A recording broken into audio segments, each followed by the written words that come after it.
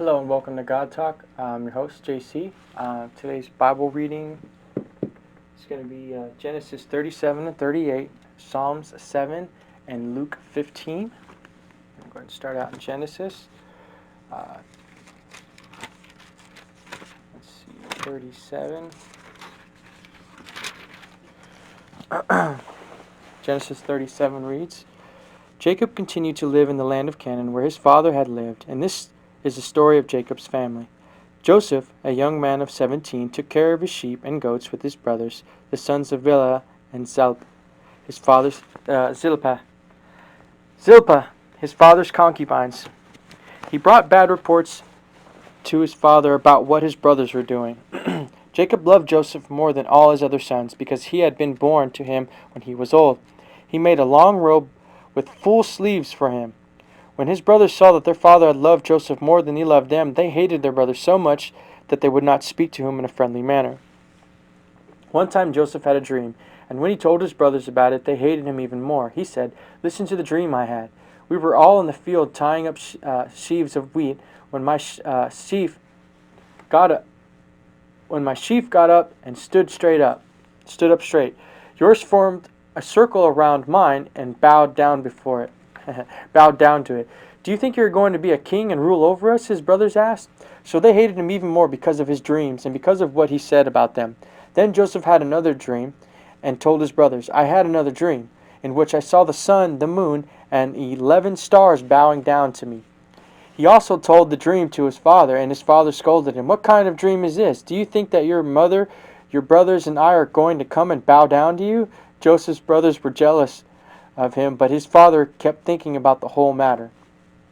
One day when Joseph's brothers had gone to Shechem to take care of their father's flock, Jacob said to Joseph, "I want you to go to Shechem where your brothers are taking care of the flock." Joseph answered, "I am ready." His father told him, "Go and see if your brothers are safe and if the flock is all right. Then come back and tell me." So his father sent him on his way from Hebron Valley. Joseph arrived at Shechem and was wandering around the country when a man saw him and asked him, "What are you looking for?" "I am looking for my brothers who are taking care of their flock." He answered, "Can you tell me where they are?" The man said, "They had already left. I heard them say that they were going to Dothan." So Joseph went after his brothers and found them at Dothan. They saw him in the distance, and before he reached them, they plotted against him and decided to kill him. They said to one another, "Here comes that dreamer. Come on now, let's kill him and throw his body into one of the dry wells. We can say that a wild animal killed him. Then we will see what becomes of his dreams." Reuben heard them and tried to save Joseph. "Let's not kill him," he said. "Just throw him into the well, into the wilderness, but don't hurt him." He said this, planning to save him from them and send him back to his father. When Joseph came up to his brothers, they ripped off his long robe with full sleeves. Then they took him and threw him into the well, which was dry. While they were eating, they suddenly saw a group of Ishmaelites traveling from Gilead to Egypt. Their camels were loaded with spices and resins. Judah said to his brothers, "What we will gain by killing our brother and covering up the murder? What will we gain by killing our brother and covering up the murder? Let's sell him to these Ishmaelites. Then we won't have to hurt him. After all, he is our brother, our own flesh and blood." His brothers agreed, and when some Midianites, traders came by, the brothers pulled Joseph out of the well and sold him for 20 pieces of silver to the Ishmaelites who took him to Egypt.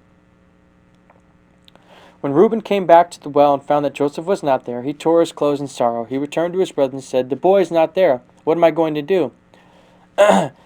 Then they killed a goat and dipped Joseph's robe in its blood. They took the robe to the father and said, "We found this. Does it belong to your son?"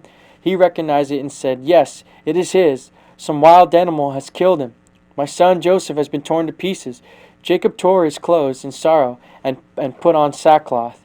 He mourned for his son a long time. All his sons and daughters came to comfort him, but he refused to be comforted and said, "I will go down to the world of the dead, still mourning for my son." So he continued to mourn for his son Joseph. Meanwhile, in Egypt, the Midianites had sold Joseph to Potiphar, Potiphar, one of the king's officers, who was the captain of the palace guard. Genesis 38. About that time, Judah left his brothers and went to stay with a man named Hira, who was from the town of Adullam, where Judah had met the young Canaanite woman whose father was named Shua. He married her, and she bore him a son, whom he named She became pregnant again and bore him another son, named him Onan. Again she had a son and named him Shelah. Judah was at Exib when the boy was born. For his first son, Judah got a wife whose name was Tamar. Conduct was evil, and it displeased the Lord, so the Lord killed him. Then Judah said to Er's brother On, Go and sleep with your brother's widow. Fulfill your obligation to her as her husband's brother, so that your brother may have descendants.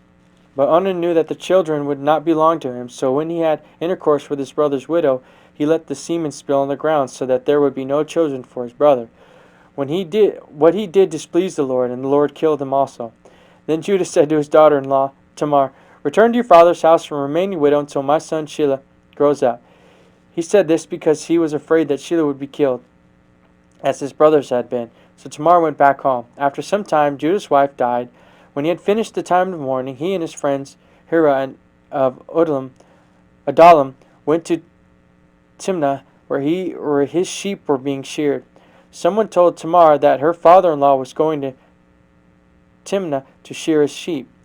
So she changed from the widow's clothes she had been wearing, covered her face with a veil, and sat down at the entrance of Enem, a town on the road to Timnah.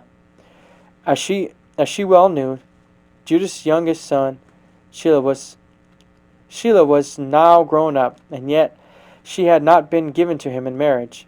When Judah saw her, he thought that she was a prostitute because she had her face covered. He went over to her at the side of the road and said, All right, how much do you charge? He did not know that she was his daughter-in-law. She said, What will you give me? He answered, I will send you a young goat from my flock. She said, All right, if you will give me something to keep as a pledge until you send the goat. What shall I give you as a pledge? He asked. She answered, Your seal with its cord and the walking stick you are carrying. He gave them to her. Then he had intercourse, and she became pregnant. Tamar went home, took off her veil, and put her widower's clothes back on. Judah sent his friend Hira to take the goat and get back from the women the articles he had pledged. But Hira could not find her. He asked some men at Enem, Where is the prostitute who was here by the road?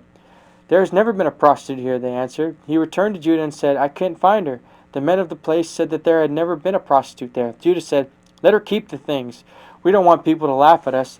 I did try to pay her, but you couldn't find her. About 3 months later, someone told Judah, Your daughter-in-law, Tamar, had been acting like a whore, and now she is pregnant. Judah ordered, Take her out and burn her to death.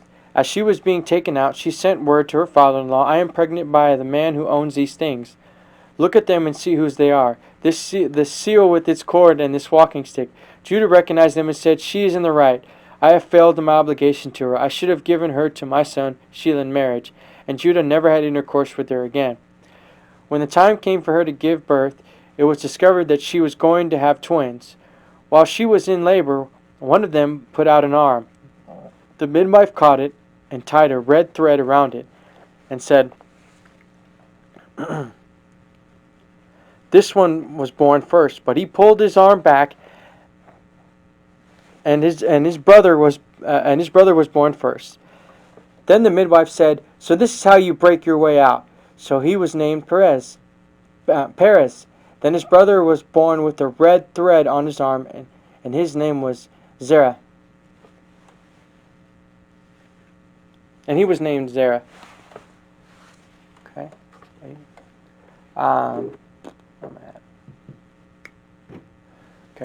Psalms 7. So go to Psalms. Esther Job Psalms 7. O Lord my God, I come to you for protection. Rescue me and save me from all who pursue me, or else like a lion they will carry me off, where no one can save me, and there they will tear me to pieces. O Lord my God, if I have wronged anyone, if I have betrayed a friend, or without cause done violence to my enemy, if I had done any of these things, then let my enemies pursue me and catch me. Let them cut me down and kill me, and leave me lifeless on the ground. Rise in your anger, O Lord. Stand up against the fury of my enemies. Rise yourself and help me. Justice is what you demand, so bring together all the peoples around you. and rule over them from above. You are the judge of all people. Judge in my favor, O Lord. You know that I am innocent. You are the righteous God, and judge our thoughts and desires. Stop the wickedness of evildoers, and reward those who are good. God is my protector. He saves those who obey him. God is a righteous judge, and always condemns the wicked. If they don't change their ways, God will sharpen his sword. He bends his bow and makes it ready. He takes up his deadly weapons and aims his burning arrows. See how wicked people think up evil? They plan trouble and practice deception, but in the traps they set for others, they themselves get caught. So they are punished by their own evil and are hurt by their own violence. I thank the Lord for his justice. I sing praises to the Lord, the Most High. So Luke 15, that's where we're going next. Matthew, Mark, Luke.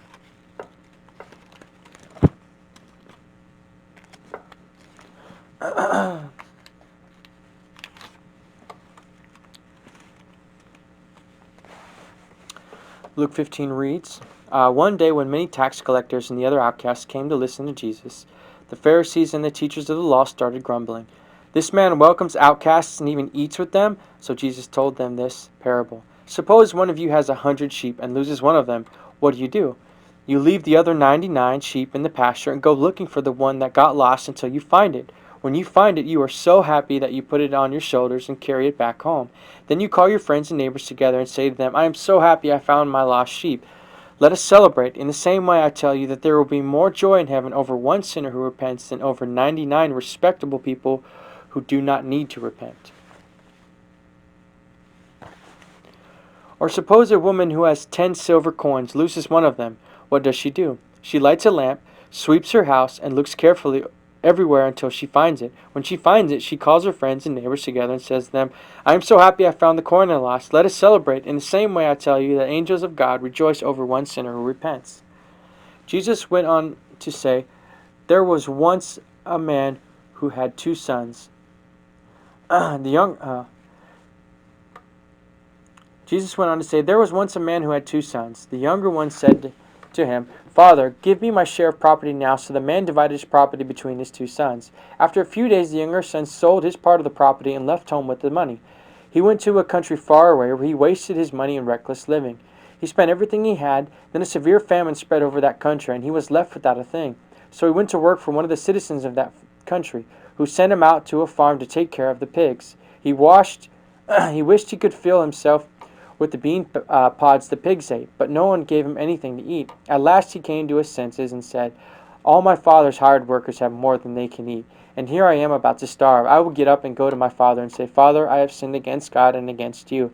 I am no longer fit to be called your son. Treat me as one of your hired workers. So he got up and started back to his father.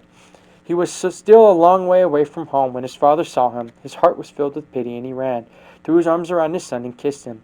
Father, the son said, I have sinned against God and you. I am no longer fit to be called your son. But the father called to his servants. Hurry, he said, bring the best robe and put it on him. Put a ring on his finger and shoes on his feet. Then go and get the prize calf and kill it, and let us celebrate with the feast. For this son of mine was dead, but now he is alive. He was lost, but now he has been found. And so the feasting began. In the meantime, the older son was out in the field on his way back. When he came close to the house, he heard the music and dancing, so he called one of the servants, asking him, What's going on? Your brother has come back home, the servant answered, and your father has killed the prize calf, because he got him back safe and sound. The older brother was so angry that he would not go into the house, so his father came out and begged him to come in. But he spoke back to his father, Look, all these years I've worked for you like a slave, and I have never disobeyed your orders. What have you given me? Not even a goat to have a feast with my friends. But this son of yours wasted all your property on prostitutes, and when he came back home, you killed a prize calf for him? My son, the father answered, You were always here with me, and everything I have is yours. But we had to celebrate and be happy because your brother was dead, but now he is alive. He was lost, but now he has been found. That was our daily reading. I'm JC with God Talk. Thank you, and see you again. God bless you.